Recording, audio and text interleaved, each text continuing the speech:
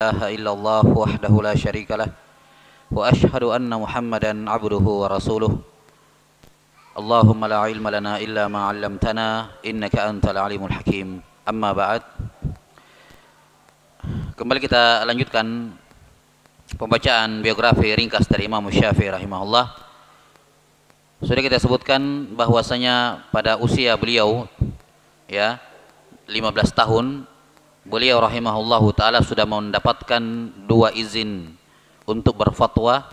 Satu dari guru beliau Muslim bin Khalid Az-Zinji, di mana beliau adalah mufti kota Mekkah, dan juga sudah mendapatkan izin dari Imam Malik rahimahullahu ta'ala ketika beliau selesai mulazamah mengambil ilmu dari Imam Malik rahimahullah. Kemudian sampai pada ketika beliau di kota Baghdad, beliau berjumpa atau diberikan jaminan sehingga tidak dipenjara oleh penguasa ketika itu, diberikan jaminan oleh Muhammad ibn al-Hasan Asy-Syaibani rahimahullah. Sebelum kita lanjut menjelaskan tentang perjalanan beliau, sudah kita sebutkan tadi bahwa di zaman itu ada 2 poros utama kaum muslimin. Kalau kita bilang ada 2 mazhab besar di tubuh kaum muslimin ketika itu, satu ada namanya madrasah ahli ra'i dan satu namanya madrasah ahlul hadis. Ya. Dikatakan mazhab ahlul ra'i, ahli ra'i, dan mazhab ahli al hadis. Mazhab ahlul ra'i ketika itu pusatnya adalah di Kufah. Pusatnya adalah di di Irak secara umum. Irak kan di dalam ada Baghdad, ada Kufah, ada Wasit, ada Basrah. Secara umum di Irak itu adalah basisnya madrasah ahli ra'i. Apa itu ahli ra'i? Yaitu pendapat atau mazhab yang kebanyakan referensinya adalah qiyas. Ya. Pendapat-pendapat dari Imam Abu Hanifah atau pendahulu beliau.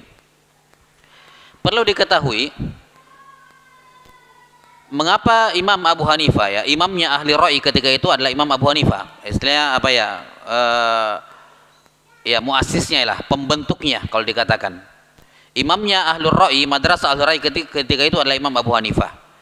Dikatakan ahli ra'i karena beliau banyak menjawab pertanyaan dengan ra'yu, dengan pendapat. Bukan dengan hadis. Imma Quran wa imma pendapat. Hadis ada tapi tidak banyak. Jadi bukan berarti tidak pegang hadis sama sekali, enggak. Tapi memang kebanyakan jawaban-jawaban beliau itu dengan pendapat Imam Abu Hanifah. Tidak bersumber atau tidak berasal dari hadis. Kebanyakannya begitu, bukan semuanya. Ada juga yang bersumber dari hadis. Kenapa seperti itu? Ada 2 uzur dari Imam Abu Hanifah mengapa mazhab beliau itu banyak yang atau ada terkadang bertentangan dengan hadis. Bahkan ini jumlahnya lumayan banyak. Ada 2 alasan. Alasan yang pertama, di Kufah ketika itu atau di Irak secara umum itu kurang sahabat Nabi sallallahu alaihi wasallam. Sehingga hadis Nabi itu kurang sampai kepada mereka. Ya. Di mana sahabat Nabi sallallahu alaihi wasallam yang tinggal di Irak, di Kufah secara khusus ketika itu adalah Abdullah bin Mas'ud. Abdullah bin Mas'ud. Dan kita tahu Abdullah bin Mas'ud itu bukan termasuk periwayat hadis yang paling banyak, ya. Tidak diragukan beliau ulama sahabat. Ibn Mas'ud adalah ulamanya sahabat, enggak diragukan keilmuan beliau. Ya. Ibnu Abbas ketika masih kecil, Abdullah bin Umar ketika masih kecil belajar kepada Ibn Mas'ud. Ya, beliau ulama sahabat. Cuman kan beliau tidak banyak mendengarkan hadis dari Nabi sallallahu alaihi wasallam. Ketika beliau di Kufah, beliau sampaikan hadis-hadis Nabi SAW yang beliau dengar. Karena itulah di Kufah, di Baghdad dan sekitarnya itu kurang beredar hadis-hadis Nabawi. Maka wajar kalau Imam Abu Hanifah sebagai pewaris fikih dari Ibnu Mas'ud itu banyak kadang jawabannya tidak bersumber dari hadis atau bahkan mungkin bertentangan. Kenapa? Beliau tidak tahu ada hadis seperti itu. Tidak pernah dengar karena jarang hadis di Kufah, tidak banyak itu. Jadi bukan sengaja sengaja bertentangan, tapi memang tidak tahu ada hadis seperti itu karena kurang hadis beredar di sana. Alasan yang kedua, kalaupun ada hadis di Kufah, Irak ketika itu mayoritas banyak Syiah Rafidhah. Banyak Syiah Rafidhah, di mana kerjaan mereka itu memalsukan hadis. Salah satu kerjaan mereka membuat hadis palsu.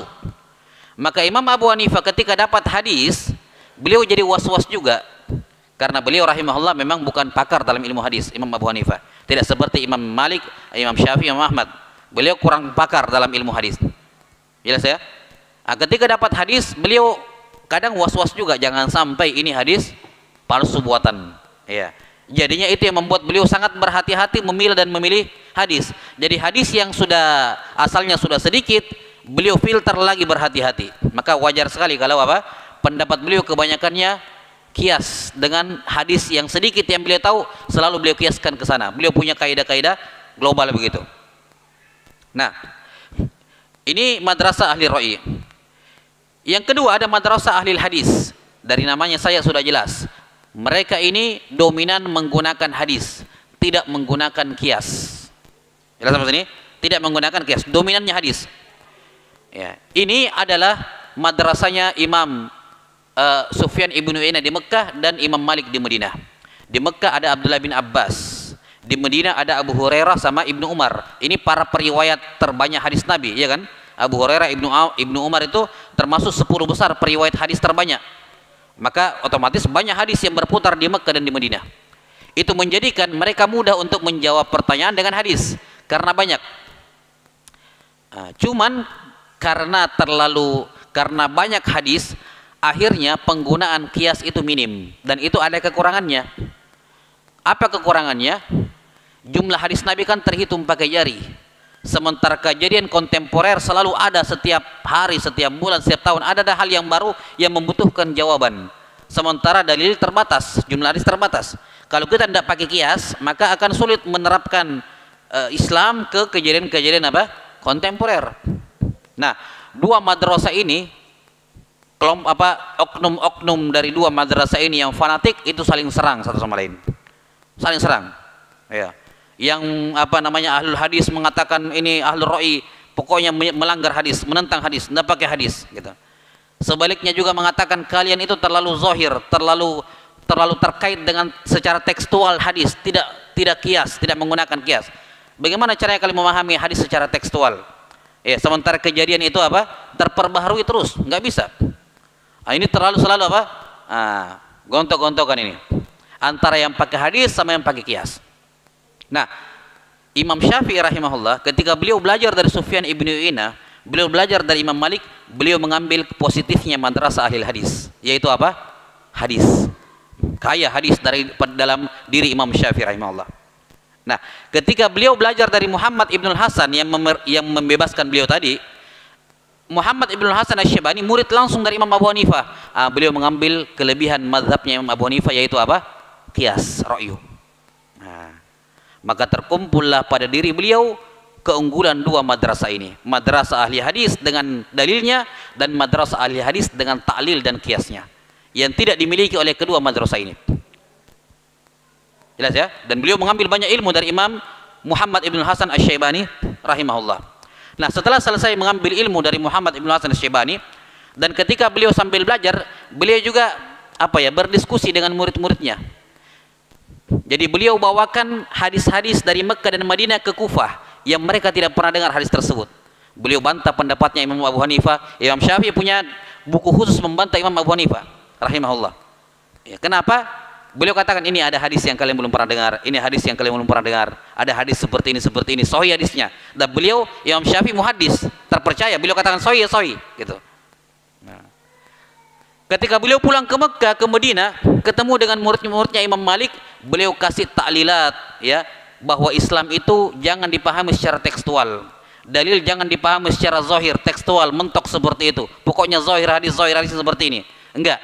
Islam itu maqulul makna, agama yang sangat rasional. Jadi jangan pernah berpikir Allah mewajibkan kita melakukan satu tanpa ada alasan. Jangan. Itu hanya orang-orang orang-orang Jabriyah yang seperti itu. Iya. Pokoknya kerjakan saja, pokoknya amalkan sesuai dengan teks ayat, teks hadis, tidak boleh keluar daripada itu. Tidak boleh ada ini, tidak boleh ada tidak. Beliau pun masuk ke murid-muridnya Imam Malik rahimahullah dan menambahkan apa-apa yang mereka belum tahu sebelumnya. Ya, maka takjublah mereka, semakin semakin tinggi kedudukan Imam Syafi'i rahimahullah di mata kedua madrasah ini. Beliau menggabungkan kelebihan yang ada pada dua madrasah dan beliau memberikan kelengkapan kepada kekurangan mereka masing-masing. Setelah belajar dari Muhammadul Hasan Asy-Syaibani, beliau kembali ke Mekah, ke kampung halamannya. Disitulah beliau menggabungkan ilmu dari dua madrasah besar ketika itu, lahirlah, tercetuslah apa yang kita kenal dengan mazhab Syafi'i, mazhab baru. Ya. Ini pola pikir beliau terhadap dalil yang menggabungkan antara hadis dengan kias. Ya. Menggabungkan antara asar dengan ta'lil. Ya. Lahirlah yang kita kenal dengan istilah mazhab Syafi'i di Mekah. Beliau godok itu selama 2 tahun. Setelah selesai dengan mazhab barunya yang jelas berbeda jauh, jelas berbeda dari madrasah ahli hadisnya Imam Malik dan beda dengan madrasah ahli ra'yinya Imam Abu Hanifah, saatnya butuh diuji. Kalau kita bilang sekarang ya sidang doktoral gitu ya. Butuh namanya pemikiran itu butuh diuji. Bukan seenaknya saya ada keluarkan pendapat baru atau keluarkan ilmu baru, saya ada petik ilmu baru. Oh, siapa kamu kan begitu. Butuh diuji sama orang berilmu. Nah, di zaman dahulu siapapun yang membawa ilmu, yang mengklaim dirinya berilmu, dia harus ke Baghdad. Baghdad kota 1000 malam ya, yang terkenal dengan keindahannya.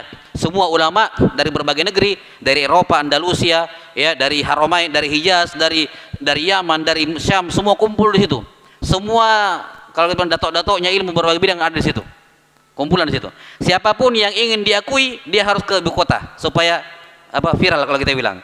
Ya, biar bagaimana pintarmu kalau di kabupaten tidak terkenal, harus ke ibu kota.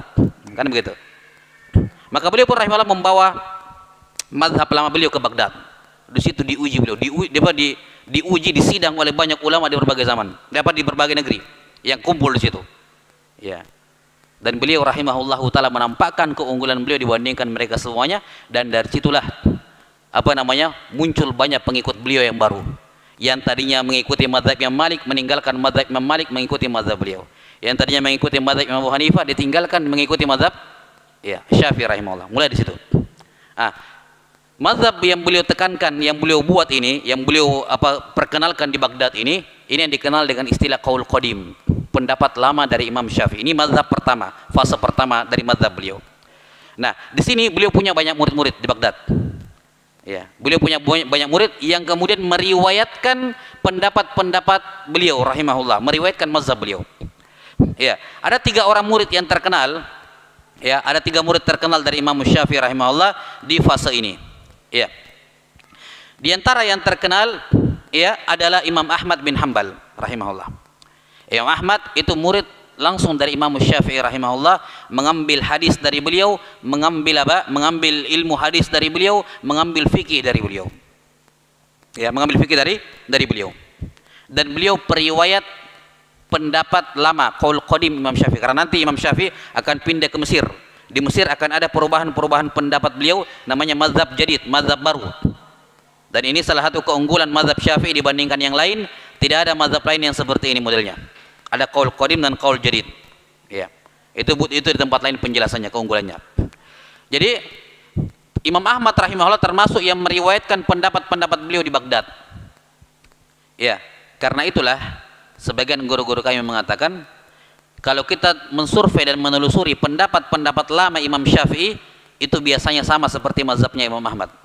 Karena memang Imam Ahmad periwayat mazhabnya Imam Syafi'i di Baghdad ketika itu. Karena Imam Ahmad kan tinggal di Baghdad, beliau al-Baghdadi.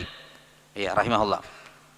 Nah, ini diantara yang meriwayatkan dari beliau rahimahullahu taala. Kemudian juga ada Imam Abu Thawr. Abu Thawr juga meriwayatkan dari Syafi'i rahimahullah, menjadi murid beliau. Ya, tapi kemudian belakangan beliau membentuk beliau ada mazhab tersendiri, Abu Thawr, mazhab Abu Thawr. Cuman mazhab beliau punah. Ya, punah. Enggak ada murid-murid yang mewariskannya. Tapi lihat ya bagaimana kekalibaran Imam Syafi'i melahirkan imam-imam yang kemudian jadi mujtahid. Imam Ahmad, Abu Thawr, Daud bin Ali Az-Zahiri yang menjadi pemakarsa mazhab Zahiriyah. Itu semua dari binaan-binaan Imam Syafi'i rahimahullah. Maka kita bisa bayangkan bagaimana gurunya dengan melihat murid-muridnya. Ya, hasil-hasil binaannya. Taib. Kata Imam Ahmad rahimahullahu taala, "Kanal fiqhu quflan ala ahlihi hatta fatahahu Allahu biyadi Syafi'i. Kata Imam Ahmad rahimahullah, dulu fikih itu terkunci dari para ahlinya, tidak bisa dibuka sampai Allah membukanya lewat tangan Imam Syafi'i. Sampai Allah Ta'ala membukanya lewat Imam Syafi'i. Imam Ahmad juga mengatakan, dulu kami itu sering bentrok dengan ahlul ra'i. Ya, sampai kemudian datang Imam Syafi'i rahimahullah dan menampakkan bahwa kalian berdua itu ada kekurangan. Ya. Beliau memberikan kelengkapan kepada mereka. Ya, memberikan kelengkapan kepada mereka yang tidak mereka ketahui sebelumnya. Nah, kemudian ada Al-Husain bin Ali Al-Karabisi. Ini juga dari periwayat beliau. Kemudian ada Az-Za'farani rahimahullahu taala. Nah, di Baghdad ini beliau kemudian merumuskan mazhabnya melalui dua buku yang terkenal. Yang pertama dalam ilmu fikih namanya Kitabul Hujjah, dan yang kedua kitab dalam ilmu usul fikih yaitu Kitabur Risalah karya Imam Syafi'i. Ini Ar-Risalah Al-Qadimah namanya, kitab risalah yang lama yang belum direvisi. Nah, kemudian ketika di Baghdad ya, beliau punya banyak murid ya, dari sinilah tersebar mazhab beliau ke berbagai negeri karena di sini orang ngumpul semua. Yang dari Andalusia, Spanyol ada di sini, yang dari Yaman, dari Syam, dari semua di sini mengambil ilmu dari Syafi'i, kemudian masing-masing pulang ke negerinya. Makanya nanti para ulama menerangkan jalur mazhab Imam Syafi'i itu ada dari Khurasan satu ya, 6 dari negeri Khurasan. 6. Nanti itu di tempat yang lain penjelasannya. Intinya adalah setelah beliau rahimahullah di Baghdad, sebagian mengatakan ada masalah politik, dalam artian beliau rahimahullah sudah jenuh dengan pelanggaran-pelanggaran dari Khalifah Banu Abbasiyah ketika itu. Diberikan nasihat apa, sudah. Akhirnya beliau lebih memilih untuk menjauh dari ibu kota. Ya, daripada tidak bisa mengingkari atau melihat hal-hal yang mungkar dan seterusnya, beliau akhirnya meninggalkan Baghdad, kembali ke Mekah beberapa 1 bulan 2 bulan. Setelah itu beliau pindah ke Mesir. Ke Mesir. Nah, di Mesir ini ya, beliau bertemu dengan murid-muridnya Al-Laits ibnu Sa'ad. Al-Laits ibnu Sa'ad itu salah seorang imam mujtahid, punya mazhab juga. Dia itu lebih faqih dari Imam Malik. Kata muridnya Abdullah bin Wahab. Abdullah bin Wahab pernah berguru sama Imam Laits bin Sa'ad dengan Imam Malik. Kesimpulannya dari dua gurunya, kata beliau, Al-Laits lebih faqih dibandingkan Imam Malik. Cuman hanya saja Imam Laits ini mazhabnya juga termasuk mazhab yang punah. Murid-muridnya tidak ada yang melanjutkan. Ya, murid-muridnya tidak ada yang melanjutkan. Taib. Di Mesir ini ada sahabat satu orang yang tinggal di sana, yaitu siapa? Abdullah bin Amr ibnul As. Dan beliau termasuk periwayat hadis terbanyak, iya kan? Bahkan Abu Hurairah mengatakan tidak ada seorang pun yang mengumpulkan hadis lebih banyak dibandingkan saya kecuali Abdullah bin Amr bin As. Kenapa? Karena dia menulis, saya menghafal, tidak menulis. Otomatis yang menulis menang karena dia punya ya, terjaga terus. Jadi Abdullah bin Amr bin As termasuk orang yang banyak meriwayatkan hadis dari Nabi SAW. Ketika beliau tiba di Mesir, dapat ilmu baru Imam Syafi'i. Ada hadis-hadis yang baru beliau dengar. Ada hadis baru yang beliau dengar. Nah, akhirnya apa? Dengan ilmu yang baru beliau ketahui, dengan informasi yang baru beliau ketahui, beliau kemudian merevisi total semua pendapat beliau di Baghdad. Revisi total. Ini bukan sekedar perubahan pendapat 1, 2, 3 pendapat, bukan. Karena kalau seperti itu semua ulama pasti punya perubahan pendapat. Tapi beliau revisi total. Ya. Revisi apa? Total semua pendapat beliau di Baghdad. Ya. Tadi beliau tulis Kitabul Hujjah dalam fikih dan Kitabul Risalah dalam usul fikih atas permintaan Imam Abdurrahman bin Mahdi. Ya, Abdurrahman bin Mahdi mengirim surat kepada Imam Syafi'i, tuliskan untuk kami kaidah terkait dengan sunnah, terkait dengan Al-Quran, kaidah-kaidah tentang Al-Quran, dan terkait dengan nasikh wal mansukh, dengan hujjiyah sunnah dan seterusnya. Kemudian Imam Syafi'i menulis kitab Ar-Risalah. Setelah di Mesir, beliau rahimahullahu taala mengecek kembali semua fatwa yang pendapat-pendapat yang beliau keluarkan di Baghdad, dicek satu persatu. Ya. Jadi ini apa ya, kalau kita bilang mau dibuatkan antitesisnya, ya, mungkin seperti itu ya. Jadi beliau cek satu persatu. Jadi bukan sekedar oh ini dulu yang lama pendapat saya begini, saya ganti sekarang. Saya ada ilmu baru saya tahu. Enggak, satu persatu dicek ulang dan dirubah dengan ilmu baru yang beliau tahu. Kitabul Hujjah, kitab fikih yang beliau karang di Baghdad, beliau karang Kitabul di Mesir yang masyhur, Kitabul Jelas sampai sini? Ini gantinya Kitabul Kitabur Risalah yang beliau tulis di Baghdad ditulis ulang dari awal sampai akhir, ditulis ulang, bukan cuma direvisi, ditulis ulang di Baghdad, dikenal dengan nama Ar-Risalah Al-Jadidah. Itulah yang dicetak sekarang, Kitabur Risalah Usul Fikih, yaitu risalah yang baru, bukan risalah yang lama yang ditulis di Baghdad, bukan. Ya, beliau punya kitab Jima'ul Ilm, ya, untuk menunjuk apa hujiyah sunnah, bantahan kepada yang menyelisih sunnah, apa yang tidak menjadikan hadis sebagai dalil. Banyak kitab-kitab beliau, Ta'wil Quran, dalam tafsir Quran, banyak kitab-kitab beliau di Mesir. Nah, semua pendapat beliau yang baru di Mesir ini yang dikenal dengan istilah Qaul Jadid atau Madhabul Jadid. Madhab Al-Jadid. Kita sampai sini. Nah, yang meriwayatkan dari beliau, madhab beliau di Mesir ini banyak. Dan inilah pendapat beliau di Mesir inilah yang kemudian dijadikan sebagai madhab resmi dari Imam Syafi'i.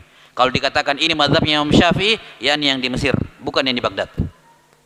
Bukan yang di Baghdad. Jelas ya? Ya. Jadi kalau ada orang mengatakan ini madhabnya Imam Syafi'i, ternyata itu yang di Baghdad, itu tidak benar. Imam Syafi'i sudah meninggalkan ijtihad tersebut. Walaupun tetap kadang dikatakan itu pendapatnya Syafi'i fil qadim gitu. Tapi kalau dikatakan madhab resmi, itu adalah semua yang beliau tetapkan di Mesir. Dan para ulama Syafi'iyah sepakat, sampai sekarang tentu saja sepakat bahwa yang semua pendapat lamanya Imam Syafi'i rahimahullah itu enggak terpakai lagi. Ya, ini dalam artian tidak bisa dinisbatkan lagi kepada Imam Syafi'i sebagai mazhab Syafi'i, kecuali sekitar 24 pendapat. Hanya 24 kasus, 24 pendapat di mana para ulama Syafi'i sekarang belakangan tetap mengunggulkan pendapat lamanya Imam Syafi'i di Baghdad. Selain dari 24 ini, pendapat beliau di Mesir lebih unggul dibandingkan di Baghdad. Yes, ya, jadi hanya 24 yang masih dipakai pendapat beliau di Baghdad. Kenapa? Karena ulama Syafi'i belakangan mengatakan dalilnya lebih kuat. Ya, sebenarnya dalilnya lebih kuat. Mereka enggak fanatik pada Imam Syafi'i. Ya. Beliau mengatakan memang ada pendapat baru, tapi dalil pendapat beliau di Baghdad lebih kuat dibandingkan ini. Ada sekitar 24 permasalahan, kurang lebih. Ya. 6. Kemudian yang meriwayatkan mazhab jadid dari Imam Syafi'i rahimahullah di Mesir ini ada banyak, di antaranya Imam Al-Muzani. Ini murid senior beliau, penulis kitab Syarhus Sunnah karya Imam Al-Muzani rahimahullah. Kemudian ada Imam Al-Buwaiti, ini dua orang ulama pewaris fikih beliau, ya, yang meriwayatkan Kitabul ya, atau yang ada yang mengatakan Kitabul itu mukhtasar, ringkasan dari fikihnya Imam Syafi'i rahimahullah. Kemudian ada kitab Ar-Rabi ibn Sulaiman Al-Muradi rahimahullahu taala, dan juga ada Imam Abdullah bin Zubair Al-Humaidi rahimahullahu taala. Nah, ini secara ringkas terkait dengan Imam Syafi'i rahimahullah. Beliau pun kemudian menyebarkan, ya, mempertegas, dan murid beliau menyebarkan mazhab-mazhab beliau, ya, setelah beliau meninggal, di mana beliau rahimahullah wafat di Mesir pada tahun 204 Hijriah. Pada usia berapa tahun? 54 tahun. 150 sampai 204. 54 tahun, bahkan belum usia pensiun. Ya, beliau melahirkan banyak sekali karya tulis, sampai sini, dan beliau itu yang paling muda umurnya dari keempat imam mazhab. Beliau meninggal pada usia 54 tahun, yang lainnya 60 tahun ke atas. Ya. Beliau yang paling muda, 54 tahun sudah meninggal rahimahullah. Tapi pengaruhnya, ya, melebihi ketiga imam mazhab yang lain rahimahullahu taala. Baik.